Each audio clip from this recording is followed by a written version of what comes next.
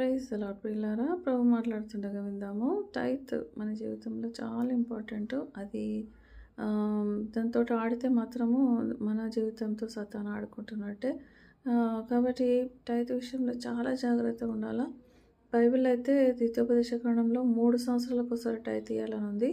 అంటే ఓన్లీ ఆహారమే ఇయ్యాలని ఉంది దాని విషయంలో. మరి ఎప్పుడది శాలరీగా మారిందో, ఎప్పుడది నెల నెలకయిందో ఇక దేవునికే తెలవాలా, మన పాస్టర్లకే తెలవాలా. కాబట్టి వాళ్ళు ఎట్లా మనల్ని దొంగిలిస్తున్నారంటే మన టైత్‌ను యాక్చువల్‌గా టైత్ అంటే ఒక విత్తనం, ఒక సీడ్ అన్నట్టు. ఆ సీడ్ మంచి నేలలో పడితే నూరంతలుగా, వెయ్యంతలుగా ఫలిస్తది. అంటే ఏంటి, దేవుని చిత్తానుసారంగా ఆ టైత్‌ను షేర్ హోల్డర్స్ భాగాలు చేసి ఇంత లేవీయులకు, ఇంత ప్రాఫిట్స్‌కి, ఇంత బీదలకు, విధవరాండ్లకు, తల్లిదండ్రులు లేని వారకు, మరి కుంటి గుడ్డి వరకు, లేకపోతే పరదేశులకు ఇలా మనం ఎప్పుడైతే పంచుతామో వాళ్ళతో కలిసి మన ఆహారంలో కొంచెం వాళ్ళకిచ్చి వాళ్ళను దీవిస్తామో, ఆశీర్వదిస్తామో అప్పుడు అది మంచి నేలలో పడ్డట్టు. అప్పుడు మనకేమవుతుందంటే వాళ్ళు మనల్ని బ్లెస్ చేస్తే ఆ బ్లెస్సింగ్స్ ప్రభువుకి చేరి అక్కడి నుంచి దేవుడు ఆ మొర విని వాళ్ళ బ్లెస్సింగ్స్ విని మనకు ఆయన దీవెనిస్తాడంట.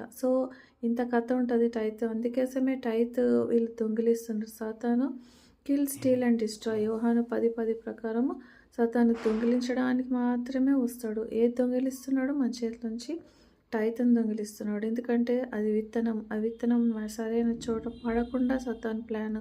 ఎందుకంటే సాతాను ఎప్పుడైతే విత్తనాన్ని చెడగొడతాడో మన బ్లెస్సింగ్స్ పోతాయి. దేవుడు ఎట్లా ఖర్చు పెడతాడు, సాతాను కూడా శపిస్తుంటాడు. వీళ్ళు పాస్టర్లు మనకు లెక్కలేస్తుంటారు. మనల్ని ఒక ఏటీఎం మిషన్ లాగా వాళ్ళు చూస్తారు కానీ దేవుని దీవెనలు వచ్చే సరైన పద్ధతి మనకు చెప్పరు. యాక్చువల్‌గా పాస్టర్లే టైత్ ఇయ్యాలి. పాస్టర్లు కూడా టైత్ ఇయ్యాలా. వాళ్ళు కూడా కొంచెం కష్టం చేసి ఒకరి మీద ఆధారపడకుండా వాళ్ళ ఖర్చు వాళ్ళు ఎత్తుకోవాలి. అది ఒకవేళ సందేహం వస్తే అది దేవుని సేవకు వాడాలా, ముఖ్యంగా గాస్పల్‌కి వాడాలా, బీదలకు సాయానికి వాడాలా. హాస్పిటల్స్ కట్టొచ్చు. ఎన్ని చర్చిలు కట్టుకొని పోతారు. మీ రెండవ రాకడలో ఈ చర్చలు ఏమి మీ ఎంబడి రావు. మీరు చేసే పుణ్యకార్యాలే మన ఎంబడొస్తాయి. ఒక హాస్పిటల్ కట్టలేరు, ఒక అనాథాశ్రమం కట్టలేరు, ఒక చిన్న స్కూల్ పెట్టుకోలేరా పిల్లల కోసం, బీదలకు సహాయం చేయలేరా. మీరు చేయరు, చేసేవాళ్ళను చేయనియరు. కాబట్టి ఈ పాస్టర్లే యాక్చువల్ దొంగలు. ఇలాంటి వాళ్ళు మన టైత్‌ని దొంగిలిస్తుంటే మనకు ఎప్పటికీ బ్లెస్సింగ్ రాదు. కాబట్టి మీ ప్రెషియస్ ఫ్రూట్‌ను, మీ విత్తనాన్ని, దేవుడిచ్చిన మీకు దీవించి ఇచ్చిన విత్తనాన్ని సాతాను చేతిలో పెట్టొద్దు. తర్వాత దేవుని నుంచి ఉగ్రతను పొందుకోవద్దు. ఆమేన్.